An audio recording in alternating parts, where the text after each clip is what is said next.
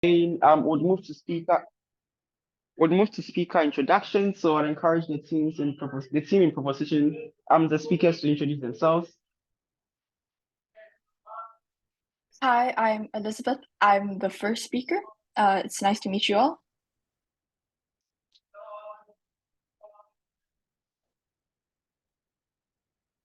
Second speaker. Hi, I'm John V. I'm the second speaker on side proposition. Nice to meet you all. Wonderful. Third speaker. Hi, good morning. I'm Lynette Yo. I'm the third speaker from side proposition. Wonderful. Can we move to the team in opposition? Can you also introduce yourself?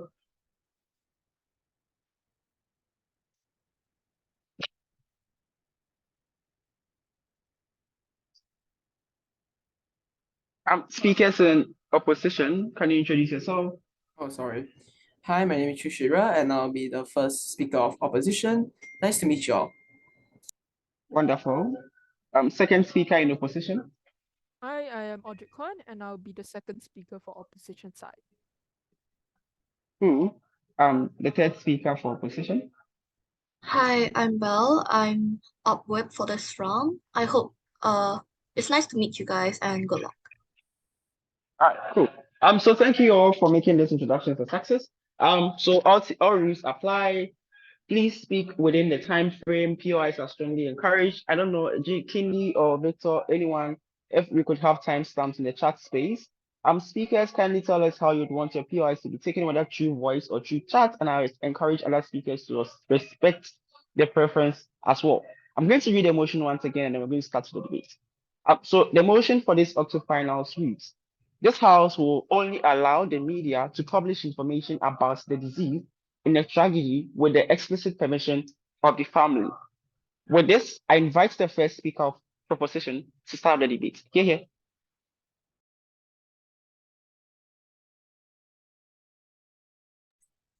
Am I visible? Am I audible?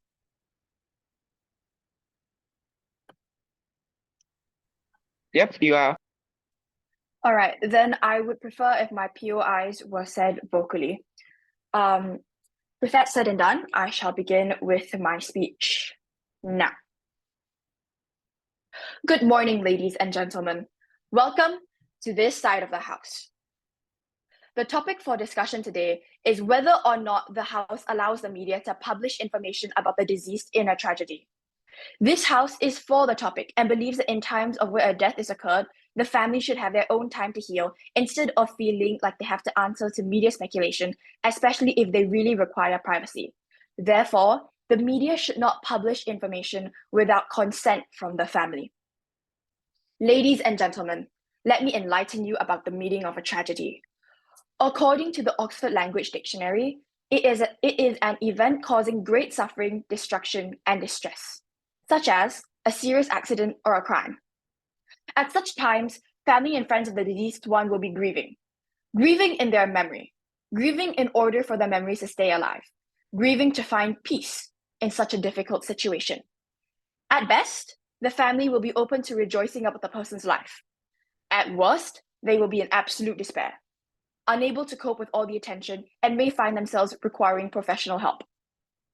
As the first speaker, I will be covering our stance and explaining why it is important to respect the privacy of a grieving family and why it is important for the family to disclose their explicit permission.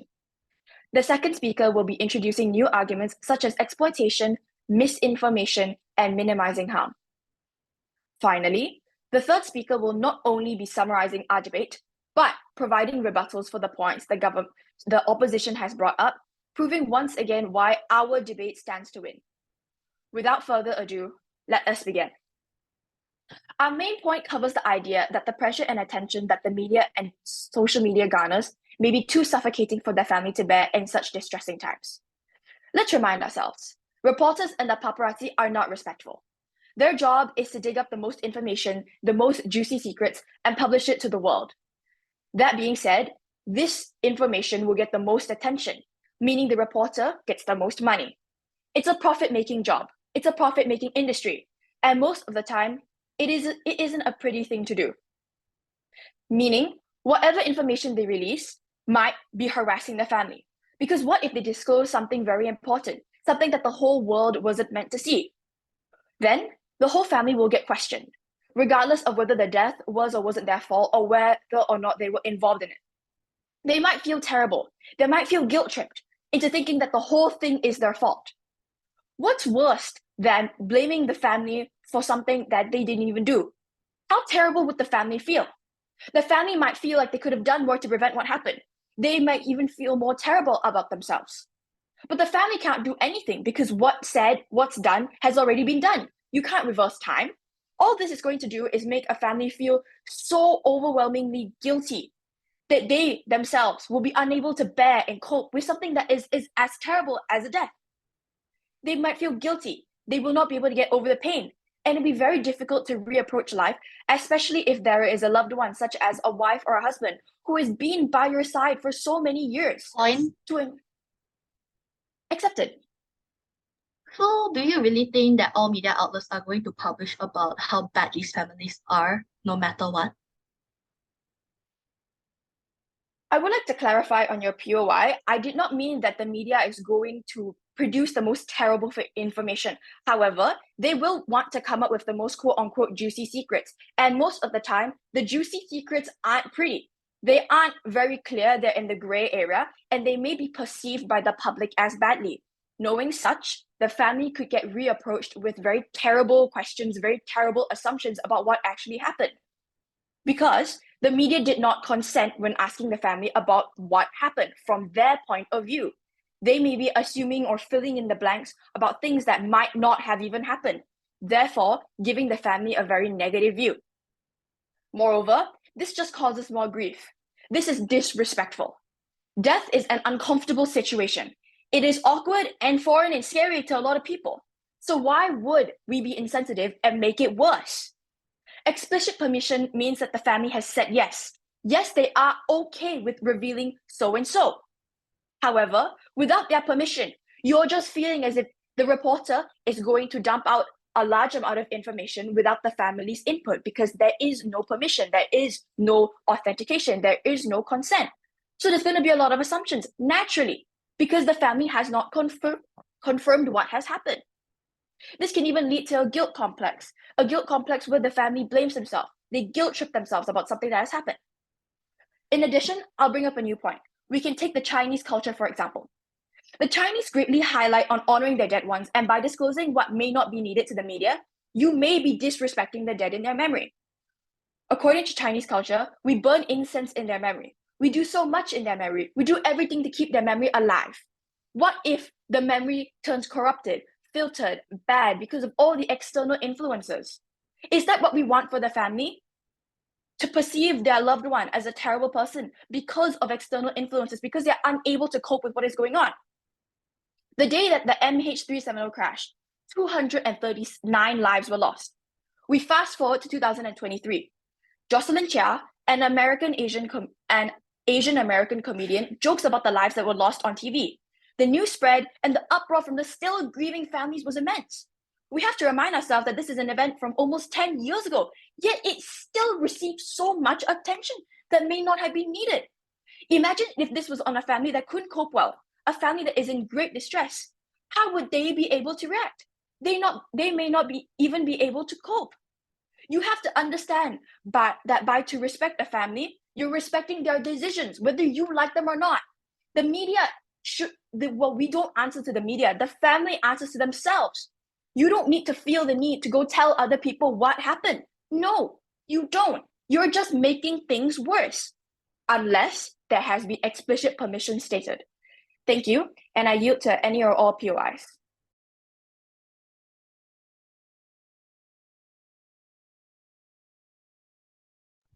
Thank you, Speaker, for that wonderful remarks. We'll invite the first speaker for the opposition. Here.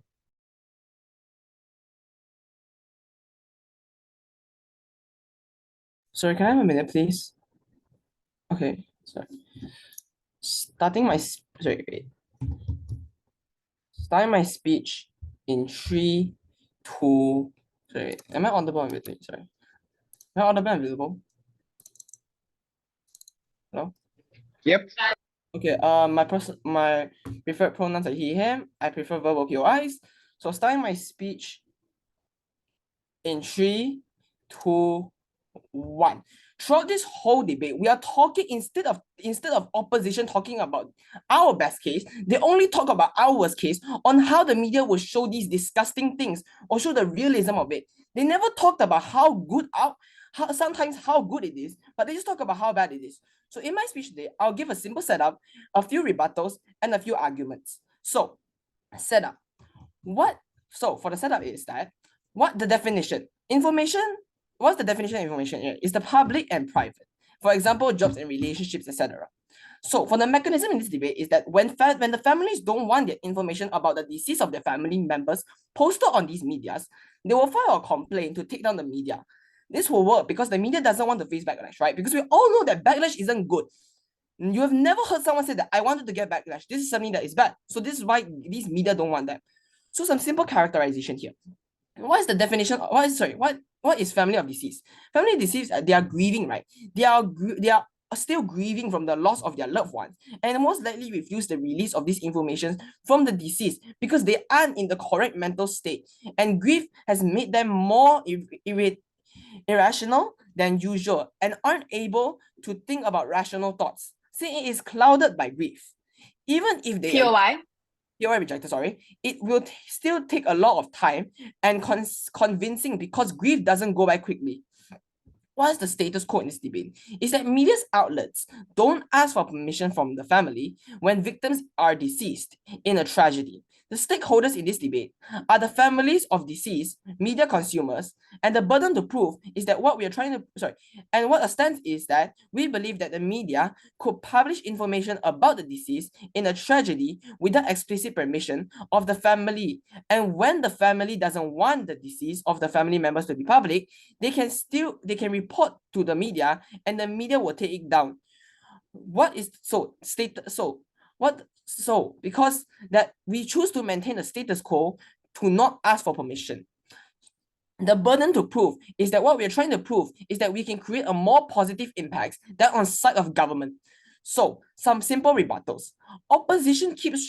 Government keeps trying to prove that we are respecting their privacy. Yeah, we are respecting their privacy on the outside too, but because opposition only cares about our outside's worst case, they forgot to talk about how outside is better also. Outside has benefits also, right? Sorry. Because on our characterization, we already said that because when they are grieving, they will probably reject everything they say. So we will publish them first and then take it later. And then we'll only when they want it to be taken down, we will gladly take it down for them because they don't want to disclose it. And if they don't, we'll just keep it there because it's their decision and we respect their privacy, unlike on side of government. So my first argument in this debate, I'll offer two arguments. First, on the media has the rights to provide POI. and after this. And second, the progress of social movements, POI accepted. Thank you. So how is having legal disputes, as you are saying, the family can request the media to take it down, better than the media just reaching out for consent in the first place? This is avoiding messy legal disputes. Okay, you done? Thank you. So, yeah, I may say that, you might say that on some situations, right, where asking them for permission in first is going to make them sad, right? It's going to respect their privacy more. I understand what you're trying to prove here, but the problem is that they are grieving, right? When they are grieving, am I going to accept? If my father died today, am I going to be there and just say, oh yeah, media, yeah, just take the news? Because when they POI. you can't hear us at first, sorry. It's that you aren't going to be that sad always, right? You're going to be once you after the grieving, then maybe you will think it processly, right? When I'm sad, I don't think about being optimistic and being positive. I just think about the sad things in life. So back to my first argument is that the media has the right to provide proper context. The premise is that there is no information gaps within the media consumed, which leads to a fuller understanding. So why is this true? The media needs to provide proper and full context, because without the person information, people are unable to understand why the tragedy occurred. And then it produces an opinion, understanding that isn't true due to lack of context. It harms that the knowledge that is provided by the media due to the fact that now everything cannot be released without explicit permission. People are unable to obtain proper context, which leads to issue such as rumors floating around the tragedy, which then actually harms the family because conspiracy theories popping up as a mechanism when there is lack of information. It helps to fight third. It helps to fight against false information due to the fact that everything is already well known, and false information has harder time entering and spreading because the information that is there. False information more occurring on government because they lack of information, which leads to people making up false info to link gaps, right? Because when you are sad, you aren't going to give the full information. When you are sad, all you think about is my dad died. I am sad because he taught me how to walk. He taught me how to catch a ball. But when they are sad, and then you guys from the media, it's not going to be in full context. So why is this important? Because people aren't going to believe and trust these medias anymore because they don't give proper context. We read news and media outlets to obtain proper context on the media and other things. But when the media outlets don't have the proper context, these news outlets and media's reputation would decrease, which harms the media. This also affects the consumers, as it's not good for the consumers to consume on proper context. Media is able to spread much quicker and effectively than the family itself. The comparison is that on the outside, we are able to have more people to be able to actually inform of these tragedies and how to prevent it to happen. We are also able to fight against these false informations. We are able to prevent backlash from public saying that, oh my God, these families are so selfish, and not to tell us about any of it.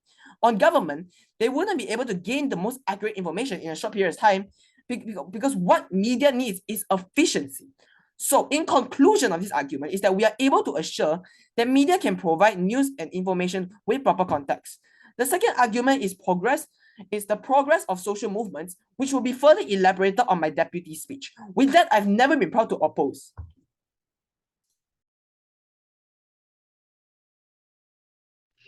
Thank you, Speaker, for that wonderful remarks. Would invite the second speaker for team proposition. Here.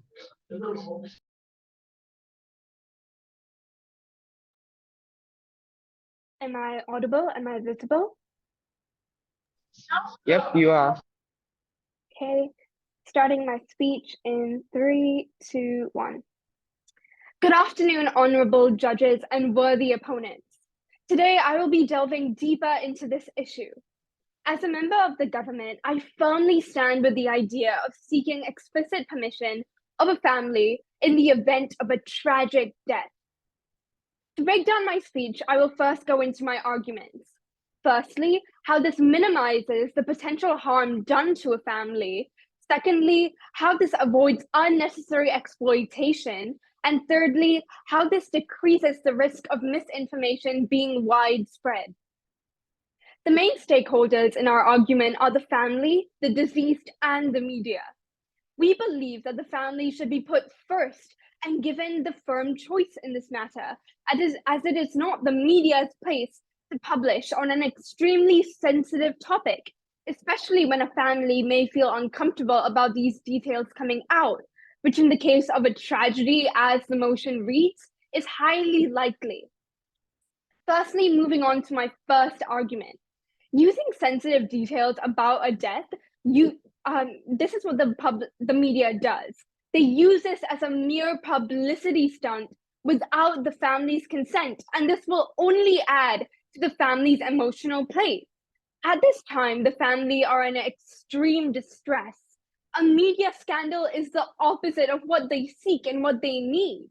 It's hard enough for them to know the details of the tragedy. Imagine how they would feel when everyone around them does, when the entirety of the public and the media does. Why is the media and the public more entitled to keeping this information than the family is, when it is their own personal life, when it's their own personal matter? The unnecessary harm that can be done to a family in the event that personal and sensitive details are spread out should be avoided to the best of our abilities. And not doing this and saying that we believe that the media should be able to make the choice. Point. Make the choice, yes, accepted.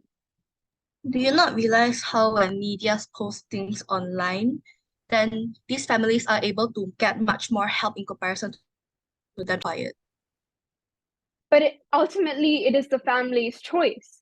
You're saying help, but I see this as the opposite and could be the opposite. I understand that this is your best case scenario, the media supposedly helping. But let's look at it from the point of view that the media spreads out personal details that are harmful to the family, that make them feel guilty about the situation. How is that better? The family is in a grief mindset right now. They are not going to want to accept help from the general public.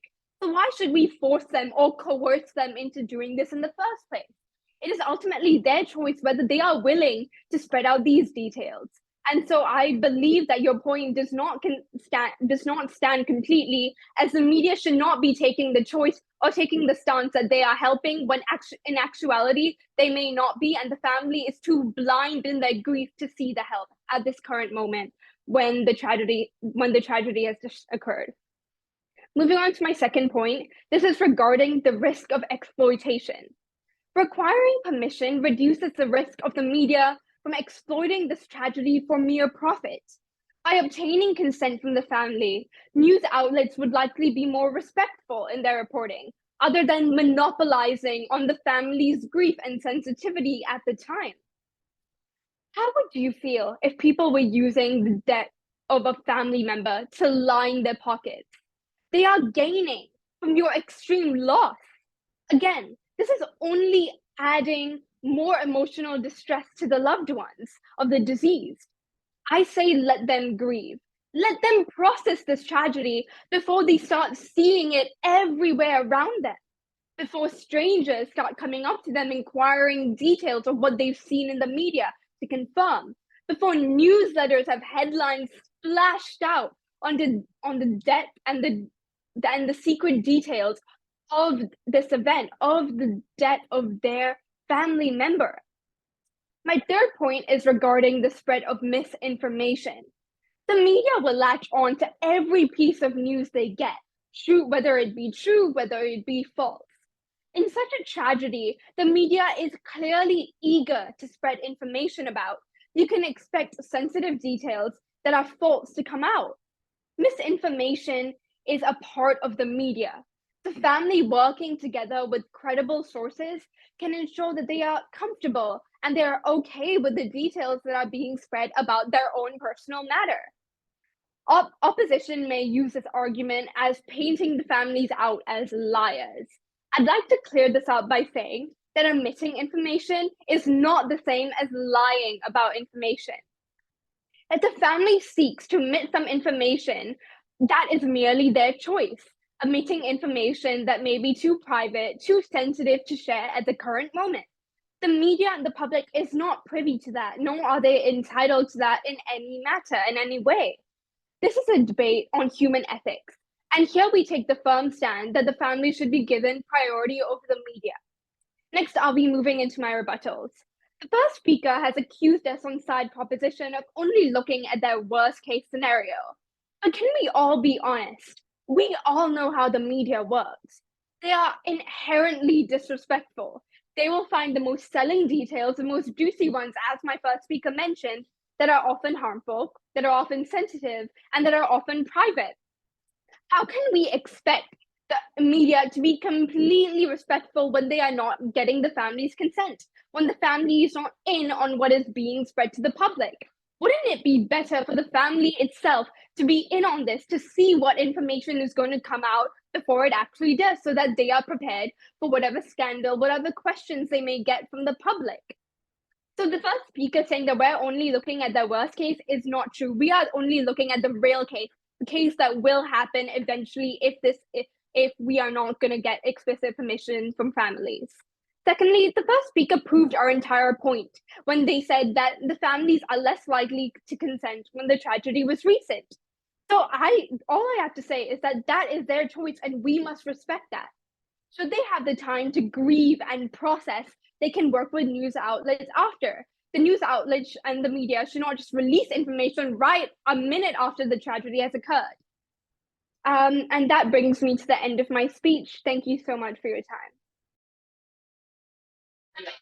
Thank you, Speaker, for that wonderful remarks. So, we invite the second speaker for the opposition. Okay. Okay, am I clear and audible?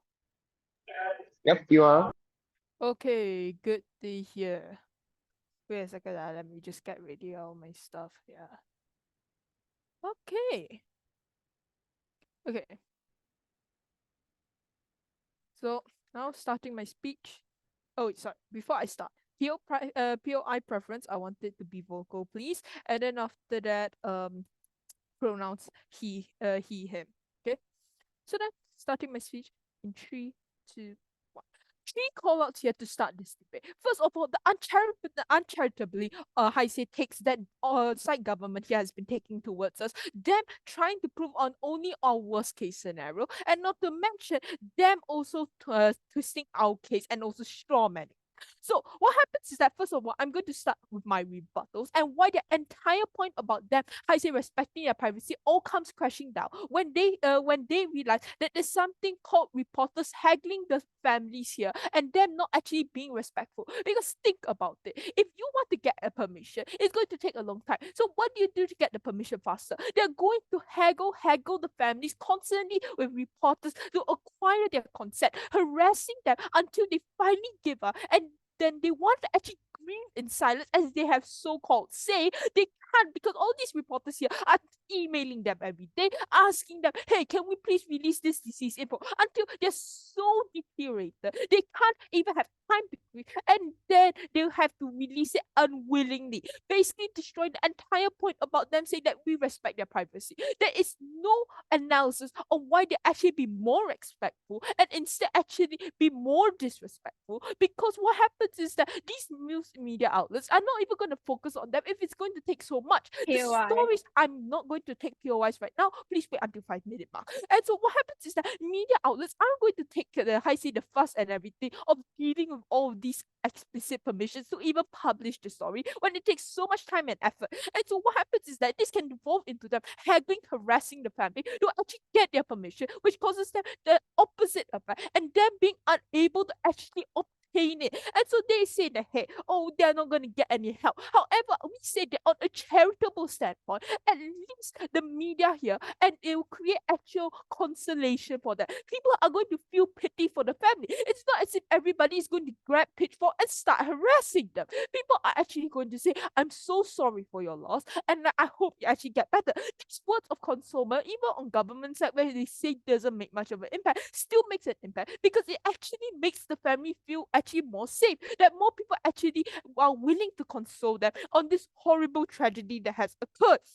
And so what happens is that people are more likely to console them instead of doing the opposite, because first of all, people are more likely to take on a sympathetic take when they see all the information and what happened to them. They're not going to immediately, oh my God, look at this person. They're going to be rational thinkers and actually console them. Because if you are those horrible people that go and harass these families because of that, what happens is that you're going to be called out, you're going to face backlash, and then after that, there are laws that prevent harassment and everything. And that is what they have forgotten. In current status quo, there are laws that prevent, how you say, people from actually, releasing data that the people doesn't want. And so what happens that these, if let's say they publish something too private that they really don't want, the families can just go there and take it down themselves. Because what happens is that in the end, it actually creates more benefits for them. And so they claim that, oh, it spreads misinformation because the media is actually hungry for anything. However, I just say they have refused and ignored our point about it actually creating a fuller context. Because think about it. Does the media actually want to spread misinformation? No, because if they're called out, their credibility drops. And then guess what? When there is less credibility, people are less willing to learn for you. Advertisements don't want to actually advertise on your area, and you have less profits. Even from a financial standpoint, it is no longer an incentive to actually spread misinformation due to the horrible backlash that you will receive if you actually spread it. And so what happens is that media is actually eager to spread true info instead of spreading false info, because this POI? I say a better better credibility for them. As I've said, 5-minute mark. Thank you. And so now this gets me into my argument and the fact that this is exclusive of the progress of social movements. Because think about it. Okay, how social movement progress is the fact that there is a spark which generates outrage and unites everybody to actually further progress the movement. And so example here is the tragedy of the death of George Floyd by a police officer, which helped to spark the the Black Lives Movement. However, yes, this is a tragedy on itself. However, the important here was the consequences of actually it happening. What happens if his family said no? Then George Floyd's death will be one in thousands that will continue to happen. There will be less punishments for police officers causing, these racial biases. And it's not to mention, there will be barely any impacts if actually, once the family is done grieving and they say, yes, they can finally, because does anybody care about a story that is just 2 years old already when the family is already done grieving? No, they'll go on to much more spicy stuff like politics. People would actually be willing to listen because they are like, oh, this is just old news already. And what happens is that this creates a disjointed social movement and you're not able to create much impacts at all. And before I continue, one POI, please, if there is any. Yes, there is. So you mentioned words of consolement from the public however, this can be said without context. So why must we release personal information, especially since the family isn't seeking public support? Okay, here you say consolement. Okay, this consolement actually helps. It doesn't matter if the family actually say, oh, I don't want consolement. At least consolement is consolement. And at least they can console with full context of the situation. Because if they don't have full context of the situation, they're more likely to take an opinion that is wrong and biased because of their own logical links, basically spreading misinformation and everything. So what happens is that social movements here, because some people here fighting for the rights of these social movements aren't supported by their parents, okay? They see as foolish, and when they die in a tragedy here, their deaths aren't going to be well known because their deaths will be in vain, because people won't remember that, because their family doesn't want to publish info because they see it as foolish and everything, and there's no info about them. There is nothing to continue to generate positive outrage that actually pushes and actually furthers the cause of the movement. And so why is this so important? Social movements here on Gulf's side are unable to manufacture the outrage and drive to propel them to actually generate tangible impacts. All the deaths and tragedies which could have made lives better, for example, Black people, because people were outraged, which led them to go to the streets to protest the unfair treatment, is unable to occur on the side of opposition, because by the time the family is done giving and gives consent, it becomes old news and it is irrelevant, unable to generate the same amount of impact because it has been spread at the side. And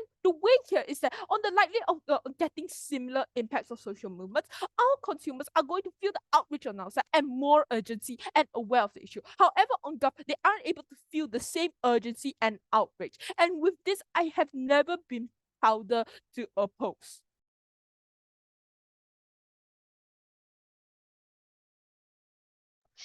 Thank you, Speaker, for the remarks. So, invite the third speaker for the proposition. Here. Am I visible and audible? Yes, you are. Okay, I'd like to receive POIs, verbal POIs. Thank you. And I will be starting now okay. Good morning, esteemed adjudicator, honorable opposition, and fellow debaters. Thank you, worthy opponents, for your points. However, the government wishes to redirect your misguided case on this topic. As the third speaker of my team, I firmly stand with my team's stance that the media should only be allowed to publish information about the deceased in a tragedy with the explicit permission of the family members. In my speech, I will reinforce and summarize the arguments presented by our first and second speaker, as well as prove to you why our side of the House has certainly won this case. Now, before I dive into my rebuttals, I'd like to reaffirm as well as briefly summarize where my team stands in this debate. Now, our side consists of three main arguments. Number one, we value respect for the family. These family members are grieving, and they don't want to be overwhelmed by the public. They have the right to have their dignity preserved, and they have a right to control a certain control over this matter. Publicizing a death without consulting the family can sometimes lead to negative consequences, such as cyberbullying, harassment, or invasion of privacy. By involving the family first, media outlets can help prevent these negative impacts on already emotionally burdened family members. Secondly, the respect for the deceased. Now, the family members may not want the nature of death to be disclosed.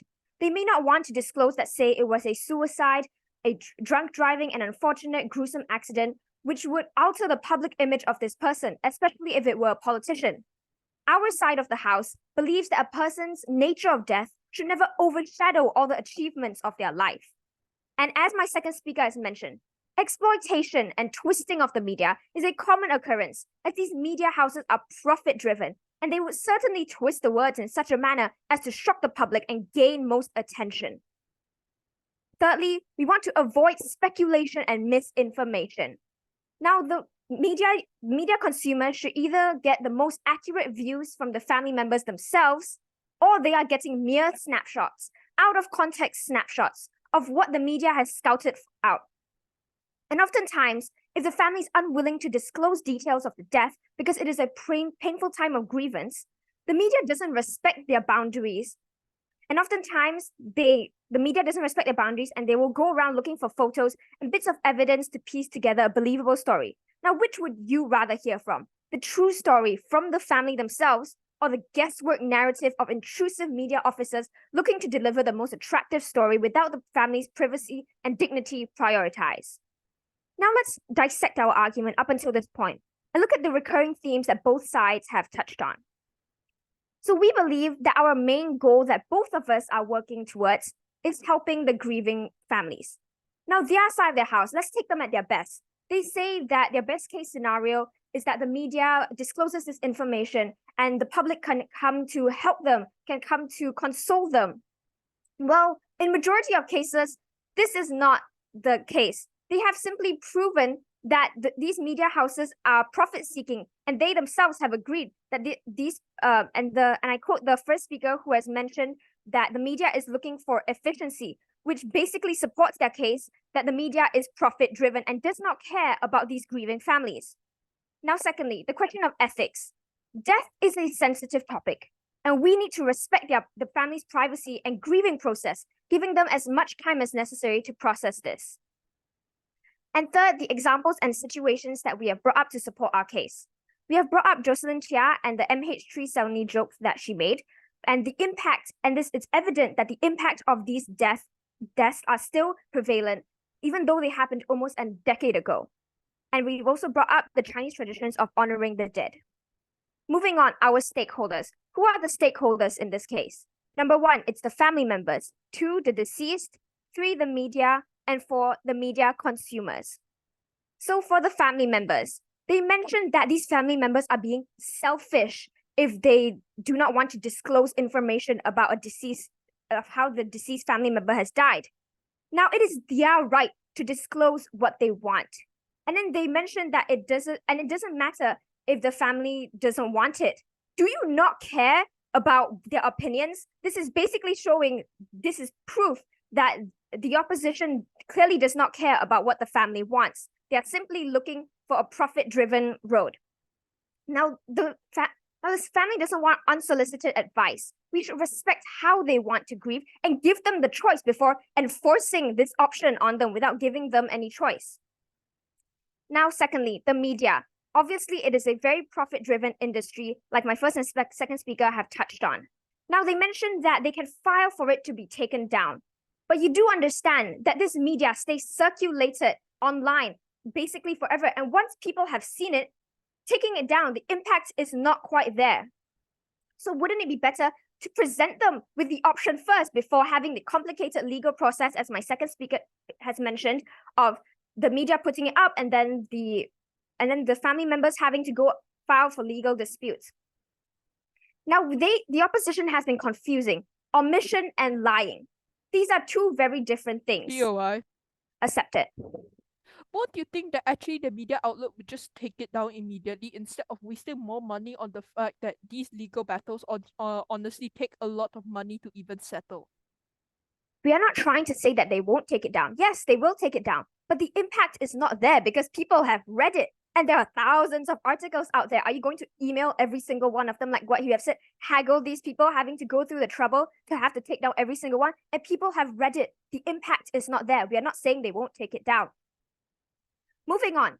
So why is the media entitled to sharing every single detail of the deceased's private lives without the family member's consent? Because this is the kind of case we're getting from team opposition. Now, you say they're being haggled by the media sending so many emails asking, do we have your permission? So you just agreed that you understand that this is the same level of discomfort and suffocation of the public harassing them. It's the same thing as when the media discloses this and the public sending in their thoughts and their condolences, whether it be good, bad, what sort of intentions they have. It's the same level of discomfort. Now, wouldn't you rather be presented with the choice rather than having the info released without your consent either way? The family members should have some autonomy over this choice. And you can still console them without context.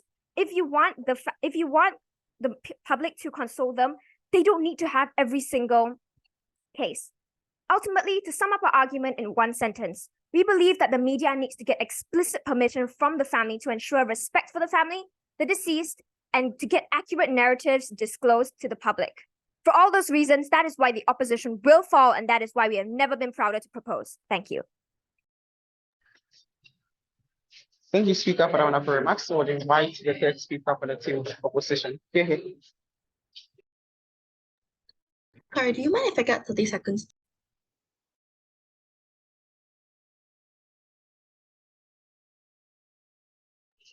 All right, sure.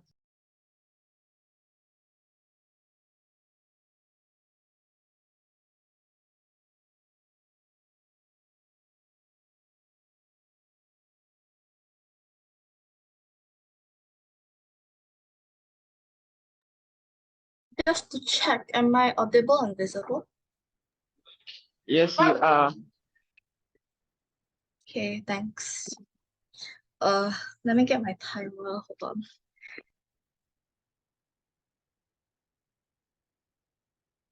Okay, my pronouns are she, her, and POIs via chat, please. All right. I'll be starting my speech in 3, 2, 1. These people needs the privacy. This is what Gov is trying to push in throughout this whole debate here. However, what they don't understand is that privacy can be achieved on both sides, and my deputy has already proved this to you, right? A few miscellaneous rebuttals before moving on to clashes then.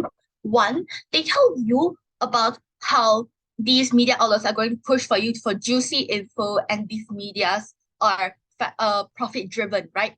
However, we tell you that this juicy information wouldn't give too much of a help or too much of a burden in towards the victims' families. And two, then, sure, media outlets are profit-driven because they live out of doing media jobs. Reporters get money from them reporting. These people that manages social media accounts get the money from managing your social media accounts. So they are doing this for nothing then. So what we tell you then is that on our side then, people get the profit, and two then is that these families are able to get the attention towards the general public. Then what we are able to achieve here is that we are able to let this diseased family get some financially help or maybe get some emotional support. Surely that on our worst case scenario, people can just say these people are just bad, straight up bad, or these people don't deserve this too much of attention or speculation. What happened here? I tell you that on their side, then they are still unable to prevent this, and this harm is always symmetrical no matter what, right? And also, what they also told you about how families are going to be like breathing in pain when you post all these things on social media or throughout news outlets and stuff like this. Sure, because see that all these families are always going to be sad, and when we don't ask for their consent or something, then they will magically become even more sadder for no reason, right? What Gov doesn't understand in the first place, that's already mechanized to you that this information are always taken from these families themselves and not by them like being paparazzis or roaming all over their houses or like asking random people here, asking random people here for them, hey, do you want to give me information? I can give you money or stuff like this. Is never going to happen because we already mechanized to you how this information is going to be get from official places such as from the victims' families themselves and not from them speculating on social media or somewhere in the random streets, right? A few clashes in this debate, then A is on which side is able to achieve proper context with fuller understanding in a shorter period of time. 2 is that which side is able to get a win-win situation for all the stakeholders.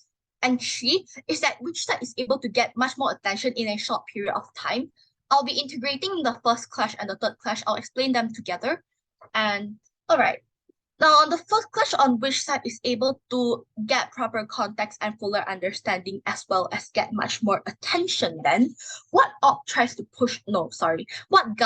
tell you here is that these media outlets, if they get consent, then they are going to magically get some random proper context without even fully mechanizing how this is going to happen, not even taking away the fact that they have failed to mechanize their case on how they're going to make sure that these media outlets are going to have a way of finding out if this is real or fake, right? So they say that because media is going to ask for the consent, they can get correct information.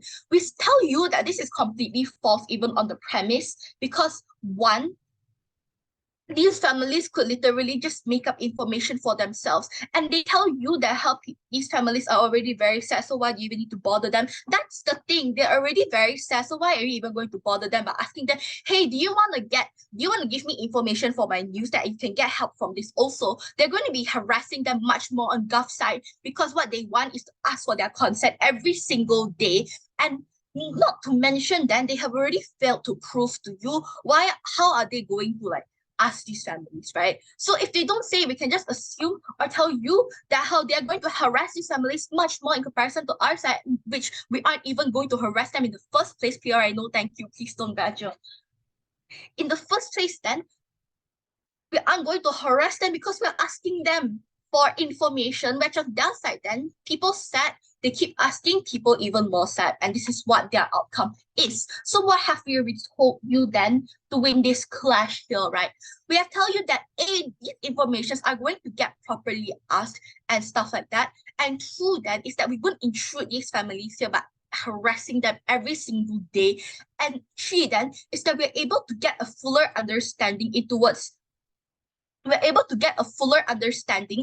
for either for the consumers or general public here, then it's because that 1, my speakers have already told you that how then we are able to solve these issues from time to time here and prove to you why the help here is needed. And 2, then how we're able to get much more attention in comparison to Gov is that 1, we already told you about how Black Lives Matter and social movements here, we already proved to you how the impact is going to be similar here. Because take us at our worst case then, where media outlets just makes the scenario twisted and it generates outrage here, right? However, we create more outrage. It actually helps more people because it actually pushes for a change. So in which that here we are able to gain much more attention, and 2 then is that people get a fuller understanding. And before 6, yes, POI. 3, 2, 1, I'll move on. I don't care. All right, second clash. Which side is able to get a win-win situation for all their stakeholders, right? Gov tries to push to you that how families can get better protection from their side here. However, we tell you that no, because we already told you how they are most likely on their side. They are going to harass these people every day, every single day, to ask them to get information, to dig out the information from their mouths, and without even letting them to have a time to breathe and stuff like this. We win on protecting these vulnerable victims' families here because we don't ask them for their consent in the first place. We aren't going to harass them in the first place. 2 then, it's because that we are able to find out the information by ourselves. When this thing is almost going to be peacefully resolved, the emotions are going to be much more peaceful and that they are much more comfortable to talk, then here then is where when we are able to provide the much more better understanding for the society and also for these people. Now, so on their best case then is totally just their best case is literally our worst case because sure, they generate attention and privacy for their families. However, what they are able to get is to protect all their vulnerable stakeholders. With that, we have pinned the last nail of their coffin, in which that means we take down this debate completely.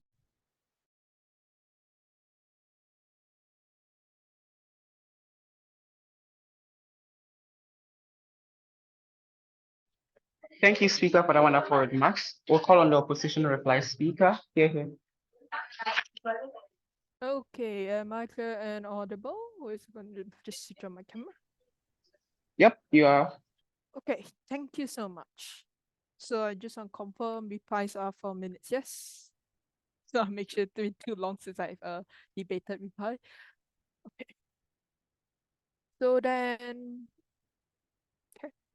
Starting my speech in 3, 2, 1. In today's debate, I would like to say that we have won on two aspects. The fact that we are able to generate more impacts on social movements, and the fact that we are able to better keep privacy and prevent the false spread of misinformation that is unable to be obtained on our government side. So now with that, let me start with two call-outs here. First of all, is them continuously strawmanning our case, and then not to mention them always debating in a vacuum and refusing to engage with our points. They have refused to rebut our points on the aspect of social movements and how it actually betters these things as a whole. And so what happens is that they are basically taking us always at our worst case scenario and not being a charitable and actually giving it a fair assessment. So now that I'm done with that, let me get on to weighing and clashes to prove why we edge over them even on our worst case scenario, and why we are so far ahead of them if we are on our best case scenario. So what happens is that, first of all, let's take weight. Okay, at least on our side, even at our worst case scenario, we are marginally better than government here. Okay, on the fact that, first of all, media outlets aren't going to spread misinformation because they have no incentives to. Their credibility will be destroyed if they do so. So they will most likely not want to even spread misinformation. Thus, actually keeping the information secure, and the fact that we have provided a mechanism to back this up. Not to mention, okay, the fact is that these media outlets won't actually come harassing these families, which allows them to actually properly grieve. And all of the things that they can say, oh, it's bad, at least it's still consolation. Consolation through an understanding for them, through an actual full context that they actually understand. And so what happens is that instead of being asked with thoughtless, how you say, emails about asking them for their permission, they actually are sent heartfelt emails about how they're so sorry for them. And actually, even at a worst case scenario, we can still assume that this still happens, and only a minority of them are going to actually be like things like hate, hate emails, everything about it. And so even at our worst case scenario, we still give them consolation. There is less harassment towards them. And even then, if the media actually does their worst and spreads lots of false information, at least there is outrage generated that helps to propel social movements and create a tangible change for those people. And so what happens is that, okay, it keeps people accountable, and then not to mention the outrage generated here creates a positive impact which is exclusive to us and not obtainable on government side. So now then, let's take government here on their best case scenario.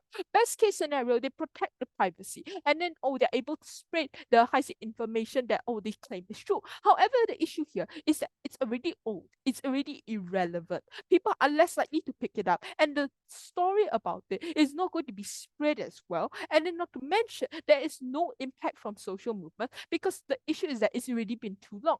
Who would care about it when it's already been so long, and then people have already moved on about it? You're just gonna read the headline and go, oh, okay, and then move on. And so what happens is that even at the worst case scenario, okay, the families are grieving. They're constantly harassed by reporters asking for permission. They're unable to properly grieve, and when they give the permission, it is unwilling, and they're harassed every single day, unable to properly grieve. And so as we have shown here, we already win on the fact that we are able to maintain their privacy, and then also not to mention actually propel social movements. So now on to clashes. So the clashes here is about privacy. We take that hash here because of the fact that we have already proved that, hey, these people are less likely to harass them compared to government side. And with that, I've never been prouder to oppose.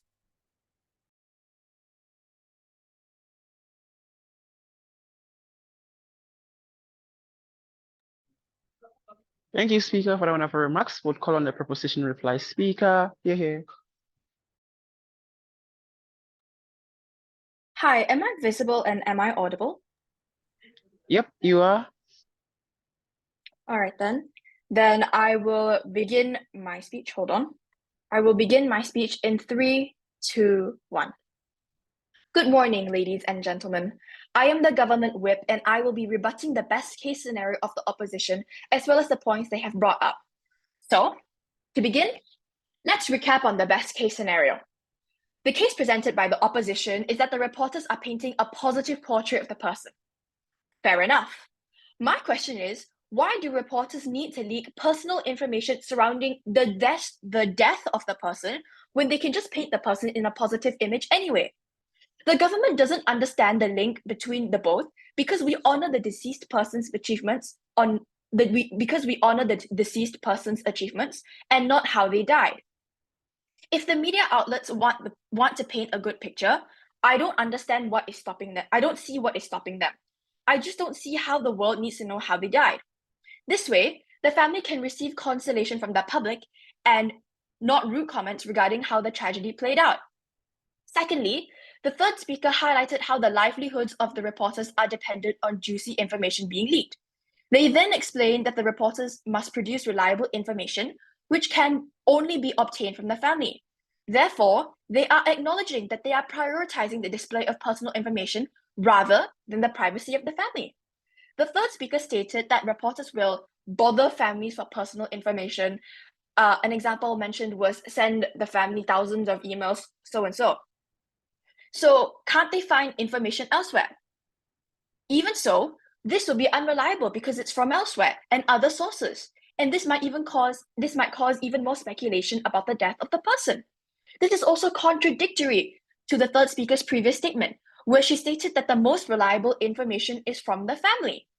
We don't understand the link between many of these points. Because why can't you paint a positive image without the information surrounding their death? There are thousands of achievements of the person laid out on the internet. I don't understand why the reporters can't just display this information.